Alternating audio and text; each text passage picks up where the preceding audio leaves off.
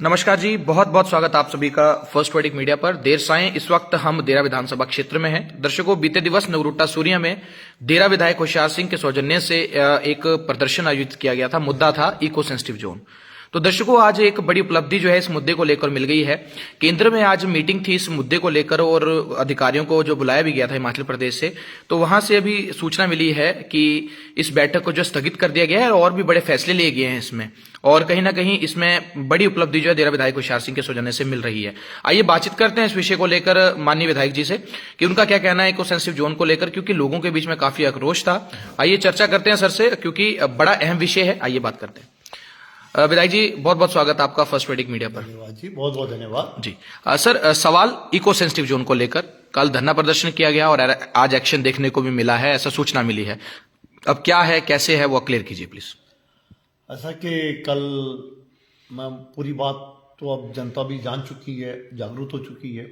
हमने ये eco sensitive zone का मुद्दा विधानसभा में उठाया था और ये बात का पता चला कि किसी को भी, कोई भी व्यक्ति इस इको सेंसिटिव जोन के बारे में नहीं जानता। ना तो कोई विधायक जानते, 5 विधानसभा क्षेत्र जो इस इलाके में पड़ते हैं जी। तो हमें जो जवाब मिला, उस जवाब के बाद हमने ये जो नोटिफिकेशन है, इस नोटिफिकेशन को हमने जनता के सामने हम ले गए और हमने ये भी पता था कि आज दिल्ली में इस विषय पर जो है मीटिंग होनी है। समय कम था, छोटे से समय में हमने एक अपील की लोगों को और भारी संख्या में, हजारों की संख्या में जनता जो है, 5 विधानसभा क्षेत्र की जनता जो नगरोटा सूरिया पिछले कल पहुंची और उसमें हमने ये सारी बातें जनता को बताई कि ये एक सेंटर की एनवायरनमेंट मिनिस्ट्री की नोटिफिकेशन है जिसमें 500 से 1.5 किलोमीटर का एरिया जो है वो eco sensitive zone around the periphery of Pong dam में डिक्लेयर किया जा रहा है। ये यही नहीं, पूरे हिंदुस्तान के हर wild life sanctuaries, national parks जो भी है उसमें ये सुप्रीम कोर्ट की ऑर्डर्स हैं कि उस इलाके में कुछ ऐसे ऐसे कार्य जो नहीं कर सकते, जैसे कोई बड़ा हाइड्रो प्रोजेक्ट नहीं लगा सकते हैं, माइनिंग नहीं कर सकते हैं, कुछ प्रोहिबिटेड आइटम है, कुछ रेगुलेटेड आइटम है।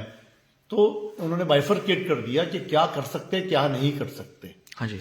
तो जनता को इस बारे में पता नहीं था। जो ड्राफ्ट एग्रीमेंट बना था, उस ड्राफ्ट एग्रीमेंट में हमारे को बहुत बड़ी आपत्ति थी और इस आपत्तियों को भी दर्ज नहीं किया गया समय अनुसार। 6 महीने का समय था, 2022 में ये नोटिफिकेशन आई थी, तो किसी ने आपत्ति भी नहीं जो है वो जमा कराई, क्योंकि पता ही नहीं था किसी को। जब हमने जनता को बताया तब जनता बिल्कुल इससे अवगत हुई और हमने फिर कल मेमोरेंडम बना करके हमने आज सुबह कंजर्वेटर ऑफ फॉरेस्ट धर्मशाला को पहुंचाया। मेमोरेंडम में हमने कहा कि जो इसकी भाषा है, जिसमें लिखा गया कि किसी भी किस्म का कंस्ट्रक्शन नहीं कर सकते, मैं कहा इससे हम बिल्कुल इसको जो है रिजेक्ट करते हैं, क्योंकि जो प्राइवेट लैंड है, जो प्राइवेट जमीन है, जिसकी अपनी जमीन है, जो मालिक है जमीन का, उसको आप कैसे रोक सकते हैं? उसको तो आप रोक ही नहीं सकते जी। तो मैं कहा ये क्लॉज हमें बिल्कुल मंजूर नहीं। डैम से लगती हुई फॉरेस्ट लैंड आप ले जाइए, हमें कोई आपत्ति नहीं है, लेकिन यदि आप प्राइवेट लैंड के ऊपर कोई बंदिशें लगाते हैं तो वो गलत होगा। तो हमने आज जो है एक चिट्ठी जो है ministry of environment through DC cancellation of draft policy on eco sensitive जो है हमने आज वाइल्ड लाइफ सेंचुरी वालों को दी और जिसमें हमने लिखा कि 25,000 परिवार जो है 1970 में उठाए गए डैम हॉस्टीज, उसके बाद जो है आज भी 15,000 डैम हॉस्टी जो है कंपनसेशन के लिए, जो उनको अभी आज दिन तक कोई मुआवजा नहीं मिला। फिर ये जो ऊपर से इको सेंसिटिव जोन आ गया, इसमें बॉडी लॉ एंड ऑर्डर की बहुत बड़ी दिक्कत हो जाएगी। हाँ जी। इसमें लिखा गया कि आप forest, horticulture, agriculture, park, open space जो है उसमें उसको भी कन्वर्ट नहीं कर सकते for commercial, residential and industrial activity, जो हमें मंजूर नहीं है। हमने लिखा उसमें वाइंडिंग और strengthening of road, construction of new roads, renovation of infrastructure, civic amenities को भी आप नहीं कर सकते। हाँ जी। वो भी हमने लिखा कि हमें मंजूर नहीं है।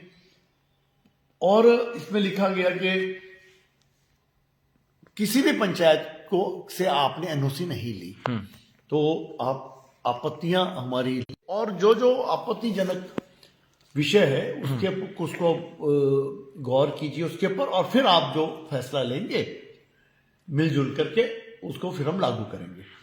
तो आज मीटिंग हुई दिल्ली में, और यही बातें जो है कंजर्वेटर ऑफ फॉरेस्ट ने जो है उस मीटिंग में रखी। हाँ जी। और उन्होंने अपील की मिनिस्ट्री से कि हमें और टाइम दिया जाए, या तो ये ड्राफ्ट पॉलिसीज को बदलने का और कॉरिजेंडम का। कॉरिजेंडम के लिए उन्होंने अपील की, और जिसको दिल्ली सरकार, भारत सरकार ने कहा कि आप लिखित रूप से हमें दीजिए और हम इस पर विचार करेंगे और समय देंगे जिसमें कि आप कॉरिजेंडम दे सकते हैं, और नई जो कुछ डीनोटिफाइड एरिया है उसको इसमें से निकालेंगे, और बहुत सारी चीजें जो होगी उसमें, जैसे ऑब्जेक्शंस होंगे दोबारा से, तो उसको जो है हम दोबारा से कंसिडर करेंगे। अच्छा। तो मेरी बात हुई कंजर्वेटर साहब से, हमारी बात हुई हमारे माननीय मुख्यमंत्री जी से, विधानसभा में भी बात हुई, उन्होंने भी कहा कि हम इसको जो है रोकने की कोशिश करेंगे। हमारी आज बात हुई हमारे आदरणीय ex chief minister Jairam Thakur ji से भी हुई। हमने उनसे भी अपील की कि आपके दिल्ली में जो भी लीडर्स हैं उनसे आप बात कीजिए, और बड़ा सेंसिटिव मुद्दा है। फिर हमने आज बात की हमारे एक्स मिनिस्टर विक्रम ठाकुर जी से भी बात, उनको हमने कहा कि आप आदरणीय अनुराग ठाकुर जी से भी बात करें, आदरणीय नड्डा जी, जगत प्रकाश नड्डा जी से भी बात करें, और इस विषय को जो है आप उन तक पहुंचाएं, ताकि ये विषय जो है इस पे प्रॉपर तरीके से जो है सभी की सहमति से जो है जो अच्छा हो, जनता का नुकसान न हो, हाँ जी। उस हिसाब से जो है इसको इम्प्लीमेंट किया जाए। हाँ जी। तो फिर विक्रम ठाकुर जी का मुझे फोन आया, उन्होंने कहा कि मैंने आपकी बात आदरणीय अनुराग ठाकुर जी के पास पहुंचा दी है, और उन्होंने आगे फिर बात की होगी एनवायरनमेंट मिनिस्ट्री में। तो मैं सभी का धन्यवाद करता हूं, हमारे मुख्यमंत्री सुखविंदर सुक्खू जी का भी धन्यवाद करता हूं, हमारे एक्स मुख्यमंत्री जयराम ठाकुर जी का धन्यवाद करता हूं, मैं हमारे जो मिनिस्टर हैं केंद्रीय मंत्री आदरणीय अनुराग ठाकुर जी का धन्यवाद करता हूं, हमारे एक्स मिनिस्टर विक्रम जी का धन्यवाद करता हूं, जिन्होंने इस पर कार्रवाई की और ये जो बात है हमारी ये आगे केंद्र तक पहुंचाई। अच्छा। तो अब जो कॉरिजेंडम की परमिशन जब मिलेगी तो उसके बाद हमें समय मिलेगा कि हम जो भी ऑब्जेक्शंस, आपत्तियां हैं उसको हम फाइल कर सकें। तो ये हमें जो टाइम मिला है ये कैंसिल नहीं हुआ, मैं आज भी बता देता हूं। कोई कहेगा कि इको सेंसिटिव जोन कैंसिल हो गया तो वो गुमराह ना हो, ये कैंसिल नहीं हुआ, ये लागू जरूर होगा क्योंकि सुप्रीम कोर्ट के ऑर्डर्स हैं। पर हम जो प्राइवेट लैंड है, जो प्राइवेट जमीन है, उसको कोशिश करेंगे कि इको सेंसिटिव जोन से बाहर करें। हमारी कोशिश ये रहेगी कि कोई भी व्यक्ति जिसका मकान बना है या जिसने मकान बनाना है या सड़कें बननी है या जो भी करना है उसको आपत्ति ना आए। हमारी ये कोशिश है। हम मिलजुल करके हम पांचों विधानसभा क्षेत्र के विधायक के साथ में बैठूंगा और हम एक ड्राफ्ट पॉलिसी बनाएंगे। 5 विधायक है, हम सारे विधायक बैठेंगे इर्रिस्पेक्टिव ऑफ पॉलिटिकल पार्टी। हम बैठ करके इसके ऊपर जो है अच्छा निर्णय लेंगे, अच्छा कार्य करेंगे। और एक बात कहना चाहूंगा आपके चैनल के माध्यम से कि कोई भी गलत बयानबाजी ना करें। मैंने देखा कई लोग जो है गलत बयानबाजी कर रहे हैं कि हमने किया। किसी को इस विषय के बारे में पता नहीं है। अधिकतर जो ये बयानबाजी कर रहे हैं उनको इस विषय के बारे में पता ही नहीं है।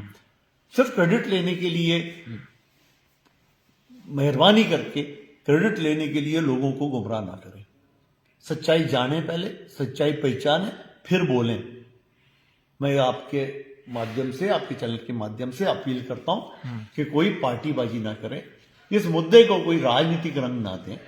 ये मुद्दा हमारे पौंग डैम ऑस्टियों का है, हमारे हिमाचल की जनता का है, हमारे पूरे 5 विधानसभा क्षेत्र की जनता का है जो डैम के किनारे रहते हैं। हाँ जी। तो ये इसका कोई ऐसा कोई बड़ा काम ये ना सोचे कि हम जो है बयानबाजी करके कोई बड़ा काम कर रहे हैं। लोगों के लिए काम करें, जनता के लिए काम करें, पांचों विधानसभा क्षेत्र के लिए जहां काम करें, और जो काम होगा उसकी खुशी होगी, सभी को श्रेय मिलेगा। जनता ने कल दिखा दिया, ताकत दिखा दी जनता ने। आपने देखा ज्वाली विधानसभा क्षेत्र के नगरोटा सूर्य में कितनी भारी संख्या में जनता आई। सभी ने, जनता जानती है कि कौन करता है, कौन सवाल लगाता है, कौन जवाब मांगता है, जनता सब कुछ जानती है। तो हमें मिलजुल करके काम करना है और कोई एक दूसरे के ऊपर कोई टीका टिप्पणी ना करे, कोई पार्टीबाजी ना करें, बस ये मैं अपील करना चाहता हूँ। अच्छा विधायक जी, इस विषय को लेकर एक सवाल आपसे और है कि जैसा कि हमने कहा कि इको सेंसिटिव जोन मुद्दा रद्द नहीं हुआ है, तो ये अब कैसे लागू होगा? आपसी बात हुई होगी, तो कैसे लागू होने वाला है अब? इस विषय पे बात हुई कि अब इसको हम कोरिजेंडम में अच्छा, जो करेगी, जो केंद्र सरकार जब परमिशन देगी कि हाँ जी आप इस ड्राफ्ट को आप बदल सकते हैं। अभी जो ड्राफ्ट में लिखा गया है, जिसमें लिखा गया है कि कोई कंस्ट्रक्शन नहीं कर सकता, कोई टूरिज्म एक्टिविटी नहीं कर सकता, इससे कि हमारे लोगों को बहुत भारी नुकसान होगा। इंफ्रास्ट्रक्चर बंद हो जाएगा, सड़कें बनने बंद हो जाएगी, आप बिजली का कनेक्शन नहीं ले पाओगे, पॉल्यूशन का क्लॉज है, प्लस इसमें एक टाइगर सेंचुरी का क्लॉज लगा दिया है। एक क्लॉज उन्होंने लगा दिया, एक जैसे कि हम आप पता नहीं, अब कई लोगों को इस बारे में नॉलेज नहीं है, लेकिन वो सामने आ जाते बयानबाजी करने के लिए, और असलियत का उन्हें पता नहीं होता। अब जैसे कि उन्होंने लिख दिया कि जितने भी क्लॉज लिख दिए एनवायरमेंट मिनिस्ट्री ने कि ये जो इको सेंसिटिव जोन होगा ये 118 स्क्वायर किलोमीटर वर्ग कवर किया जाएगा। हाँ जी। अब 118 स्क्वायर किलोमीटर वर्ग बहुत बड़ा होता है। हमारा हिमाचल जो है ये पहले से ही जो है पहाड़ी क्षेत्र है, फॉरेस्ट है, तो हमारे पास प्राइवेट लैंड ही नहीं है। दूसरा इन्होंने कह दिया कि जो समंदर के किनारे जो कानून है, समंदर के किनारे जो जिसको जब मैंग्रोव्स पैदा होते हैं, जहाँ दलदल होता है, वो कानून यहाँ लागू होगा। पर यहाँ पर तो वैसा कुछ चीजें है नहीं। कोस्टल रेगुलेशन एक्ट, अब what is coastal regulation act? Coastal regulation act तो वहां होगा जहां पे समंदर है, जो बंबई, केरला, गोवा, तमिलनाडु, रामेश्वरम जैसे इलाके में वो कोस्टल रेगुलेशन एक्ट लगता है। अब कोस्टल रेगुलेशन एक्ट आप हिमाचल में तो नहीं लगा सकते, या फिर समुद्र तो है नहीं। टाइगर रिजर्व एक्ट आप यहां लगा नहीं सकते क्योंकि यहां कोई टाइगर है नहीं। तो ऐसे ऐसे एक्ट अगर आप इस एरिया में लगाओगे तो मैं समझता हूं कि आदमी का चलना भी मुश्किल हो जाएगा। ओके, तो विधायक जी, अब इस मुद्दे पे ये मान के चला जाए कि अब जो बैठक हुई वो स्थगित हो गई है एक तरह से, तो इससे जो है लोगों के बीच में थोड़ा सा जो है वो थोड़ा सा जो रिलैक्स हुए हैं लोग। बिल्कुल हुए हैं। और ये है कि मैं अपील करूंगा हमारे बड़े जो सेंटर के जो हमारे नेता हैं श्री अनुराग ठाकुर जी से और श्री हमारे आदरणीय जगत प्रकाश नड्डा जी से, क्योंकि हिमाचली मूल के हैं तो हम तो उन्हीं को कहेंगे कि हमारी प्रेजेंटेशन जो है सुप्रीम कोर्ट में भी, एनवायरमेंट मिनिस्ट्री में भी रखी जाए, कमेटी का गठन किया जाए जिसमें हम हमारी बातें रख सकें। और हमारे हिमाचल में ऑलरेडी 70% फॉरेस्ट है, इससे ज्यादा हम और क्या दे सकते हैं? इससे ज्यादा हम दे ही नहीं सकते। हमारे पास रहने के लिए भूमि नहीं रहेगी, जनता के पास भूमि नहीं रहेगी रहने के लिए इन 5 विधानसभा क्षेत्रों में। तो इसको जो रिकंसिडर किया जाए। और बाकी पूरे हिंदुस्तान में इतने वाइल्ड लाइफ सेंचुरी, इतने नेशनल पार्क्स हैं। अब हमने जू के लिए 200 हेक्टेयर जमीन दे दी, 200 हेक्टेयर जमीन में जू बन रहा है। कल को जू के किनारे आप कहेंगे कि वो भी इको सेंसिटिव जोन बना दें, तो हमारे पास तो जमीन ही नहीं बचेगी। तो हमारे को एक केस में एक्सेप्शन दिया जाए जहां 600 नेशनल पार्क्स हैं और इतने हैं, तो एक को अगर रिलैक्सेशन दिया जाता है तो इसमें कोई गलत बात नहीं होगी। हाँ जी। तो ये हमारी अपील है उन लोगों से, हमारे लीडर्स से, कि इस केस को जो है प्रॉपरली प्रेजेंट किया जाए। हमारी भूगोल स्थिति जो है अलग है, हम पहाड़ों पे रहने वाले लोग हैं, हमें इन सब चीजों में डाल दें, हर चीज के लिए परमिशन कौन लेगा? कहाँ जाएगा पिलर टू पोस्ट? आज दिन तक 16,000 लोगों को कंपनसेशन नहीं मिला 50 सालों में। आप कंपनसेशन नहीं दिला सके हम लोगों को। ठीक है, तो और जनता जो है उसको मुसीबत में डाल के कोई मतलब नहीं बनता। तो ये स्पष्ट बात है, सच्चाई है। ये सच्चाई मैं आपके माध्यम से जनता तक भी पहुंचाना चाहता हूं, और हमारे जो लीडर्स हैं, मुख्यमंत्री हैं, केंद्र मंत्री हैं, उनको भी मैं ये कहना चाहता हूं कि आप जो है हिमाचल की जनता जो है इनके बारे में सोचें। सर, ये लास्ट सवाल है, ये बला संपन्न होगी, कभी खत्म होगी? देखो जी, हम अब कानून तो पूरे हिंदुस्तान में सभी के लिए बनता है। आप कैसे रिप्रेजेंट करते हैं उस पर निर्भर करता है। अब 50 साल से हमारे पोंग डेमोस्ट्रियों का मुद्दा किसी ने प्रेजेंट किया नहीं, इसके लिए हम रह गए पीछे। कोई ऐसा लीडर आया नहीं आगे, किसी ने सोचा नहीं। आज अगर हमारे लीडर्स ये सोचे, अगर कल को पोंग डैम 5 साल के बाद पोंग डैम सिल्ट से भर रहा है, बुरी तरह भर रहा है, 5 साल के बाद बोल देंगे कि जी ये 1410 को 1430 करो। ये तो हमारे लीडर्स का काम है जो अपने स्टेट के हक के लिए लड़ाई लड़े, क्योंकि पोंग डैम का फायदा हिमाचल को 1 रुपए का भी नहीं है। हाँ जी। पोंग डैम का फायदा पूरा पंजाब, हरियाणा, राजस्थान को है। आज पोंग डैम में हमारे हिमाचलियों को नौकरी तक नहीं है। पोंग डैम में हम लोगों को क्या फायदा, हम ना तो जमीन बा सकते हैं। जब से ये वाइल्ड लाइफ बना उससे पहले हर कोई गेहूं बाता था, गेहूं लगाता था, एक फसल लेता था। आज जब से ये वाइल्ड लाइफ सेंचुरी डिक्लेयर हुई, हम आज वहां पे ना एग्रीकल्चर कर सकते हैं, ना हम कोई कार्य कर सकते हैं। 3 महीने के लिए पंछी आते चले जाते हैं, लेकिन 9 महीने हम लोगों को रोका जाता है। तो ये प्रेजेंटेशन कौन देगा? ये हमारे लीडर्स ही देंगे ना, क्योंकि सेंटर का मुद्दा है, ये स्टेट का मुद्दा तो है नहीं। तो हमारे लीडर्स बताएंगे कि यहाँ गुज्जर आते हैं, आवारा पशु आते हैं, उनको तो वाइल्ड लाइफ कभी कंट्रोल नहीं कर सका। लाखों हजारों के हिसाब से आते हैं, उनको तो कंट्रोल नहीं कर पाए।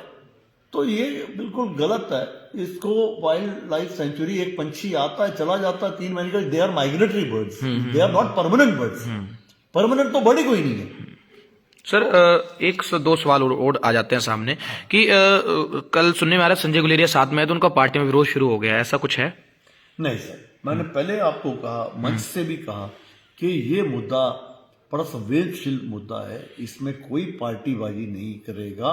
मंच से हमने कहा ये मुद्दा हमारे हिमाचलियों के जनता का मुद्दा है, जनता के दुखों का मुद्दा है, इसमें क्यों पार्टीबाजी करनी। हमने मंच से क्लियर, हमने कोई झंडा नहीं लगाया, कोई नारेबाजी नहीं की, हमने किसी को बुरा नहीं कहा।